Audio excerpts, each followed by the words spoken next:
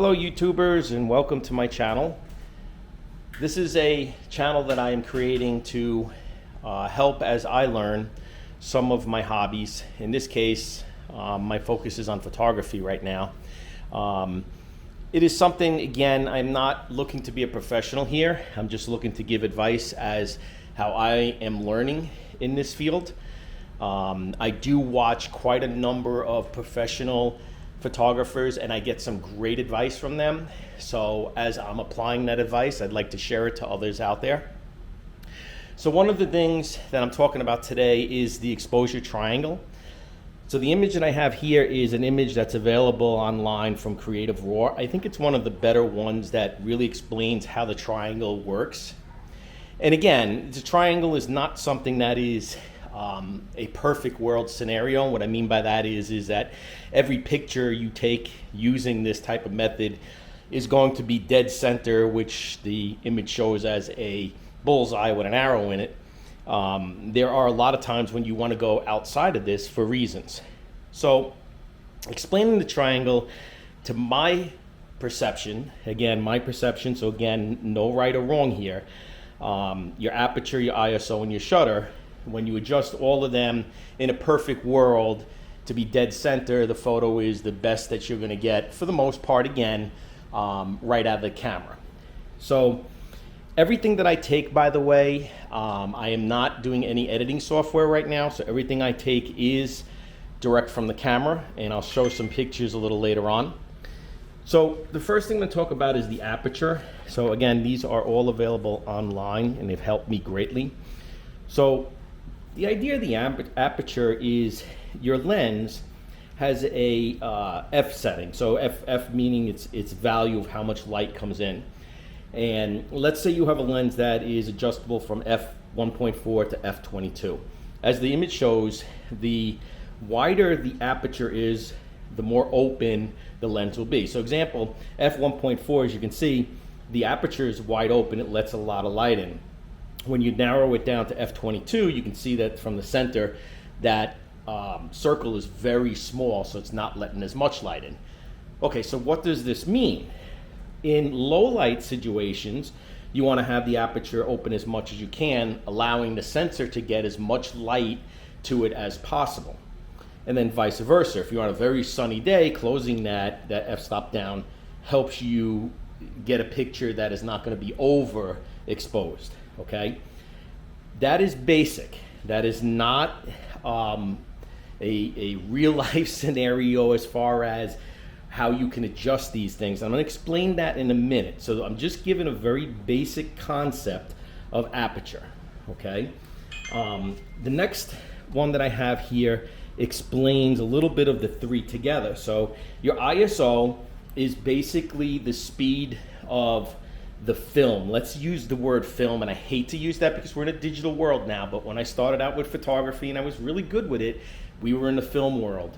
And I used to use ISO 100 film, which is a slower reaction film when I was in daylight scenarios. And then at night, I would bump that ISO film up to either 400 or 800 when I wanted to capture really low light scenarios.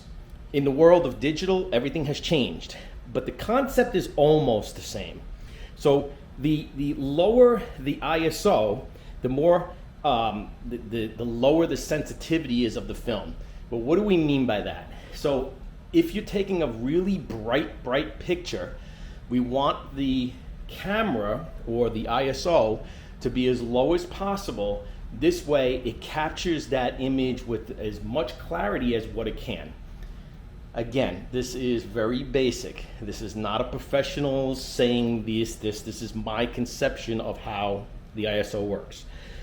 The higher you go in the ISO range, the more grainier the picture becomes.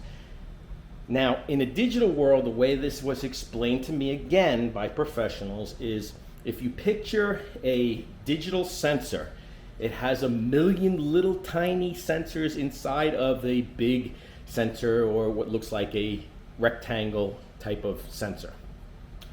These dots or pixels is what which pick up the light. Okay, it's what actually captures the light of the image that you're trying to produce.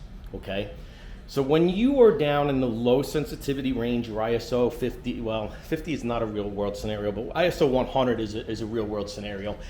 Let's say ISO 100, the pixels are 1:1. And again, that's how it's explained to me in the digital world. As you go up the scale, in order to capture enough light, your camera is going to maybe use 2 pixels incorporated as 1.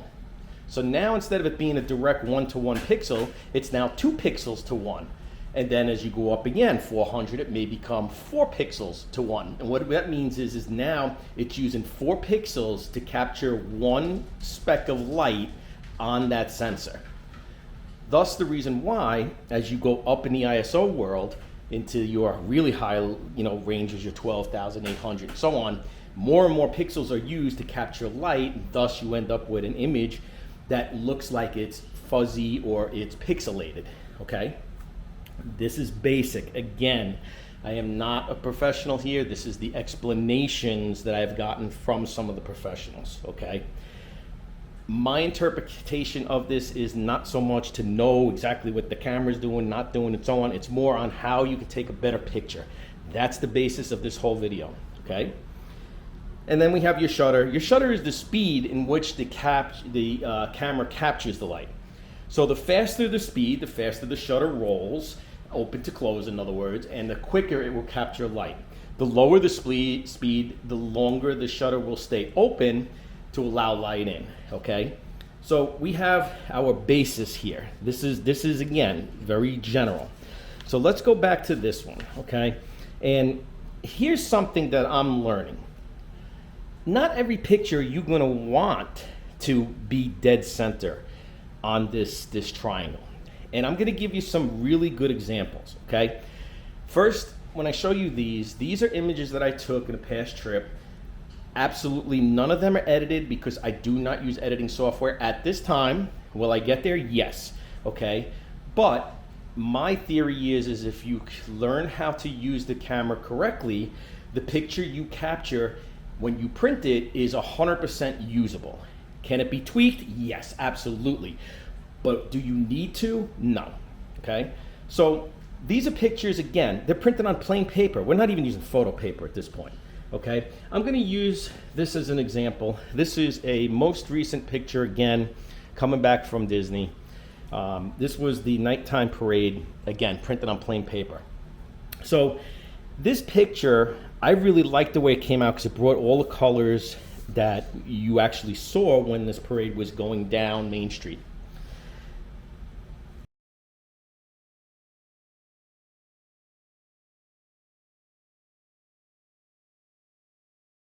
The settings for my camera was obviously my aperture was as low as the lens would allow. And the reason why I chose that was because I want as much light into that sensor as I possibly can. So I did have an f1.4 lens on the camera at this time.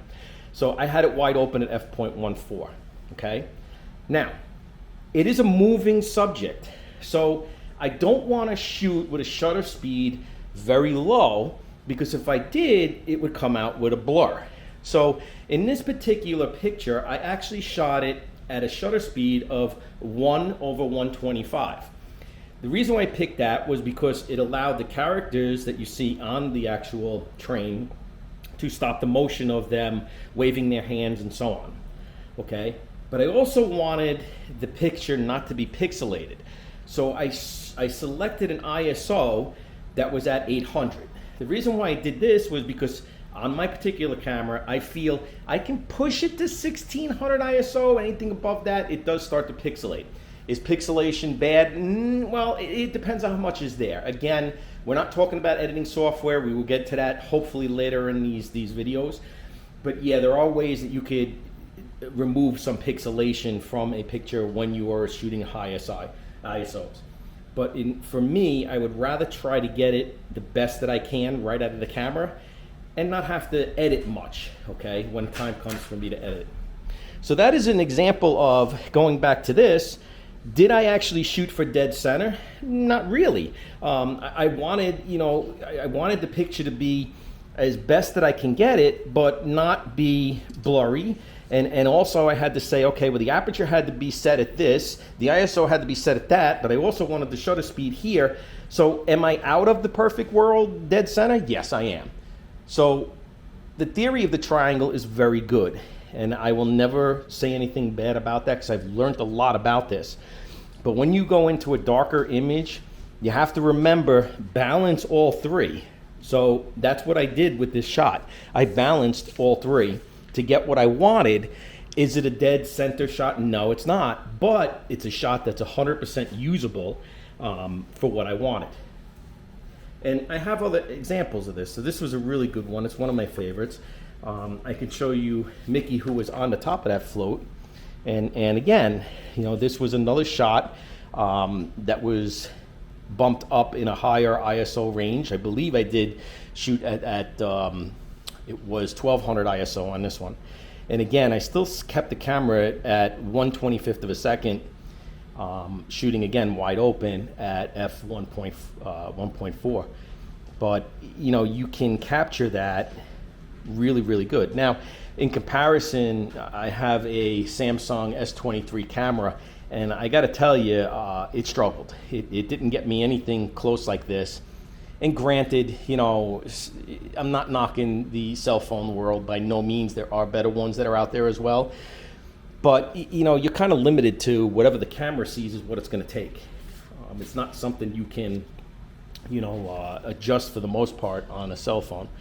This is a really, really cool picture. This is actually from Fantasmic.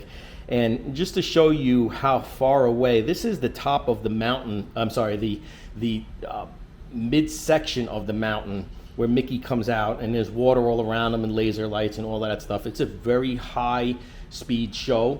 This was shot at f1.25. My ISO was down at 400, and I shot at 1/250th of a second for this. So again, going back to the triangle, like I said, can you go outside of it? Absolutely. But knowing the basis of, okay, how much light am I going to allow the camera to have? What's the speed I'm going to use? And what is my aperture going to be to get a picture that works the best for you? I'm going to show one more. This is actually a really cool one that I had loved. This is kind of like going outside of the darker images that I've been showing. So this was, you know, Max, and he was doing a show. And I shot this one at this was shot at f8, and I was shooting at a speed of 1/500th. And the reason why I shot it so quick was I wanted to capture them jumping in the air. And as you can see, all four of the actors are caught frozen off the ground. So again, you know, going back to that triangle, it's all depends on how you want to set your camera up. And that's my whole scenario here. I don't really want to make this a long video. I just wanted to explain again, I am not a professional. I do not plan to be a professional. And this whole video series that I am doing is just solely to help somebody else out there who's starting out like I am. It is my interpretations only. Am I right in everything? Absolutely not. But it is how I'm learning how to use it, and the images that I'm getting from learning this is really making me proud to say, hey, these are some really awesome shots that I'm getting. Are they professional? Absolutely not. But are they great? They are great in my world. And again, my pictures, by the way, I'm not like old-fashioned to the point where everything to me is digital. Like a lot of the newer people are now. I still go back to having books with photos in it. And when you print one of these things, it doesn't really matter how you know, if you're going to look on a digital world and you blow it up on a computer, that you can look at these pixels here and those pixels there. But when you can just take a picture and put it in front of somebody, you get a bigger wow factor than if it's on a screen where you can blow it up or not blow it up and so on. Again, just how I interpret things. Anyway, I hope these videos help somebody. Please like and subscribe to my channel. There will be more coming down the line with the photography, as well as some other things that I do in my day-to-day life. Enjoy. Have a great day.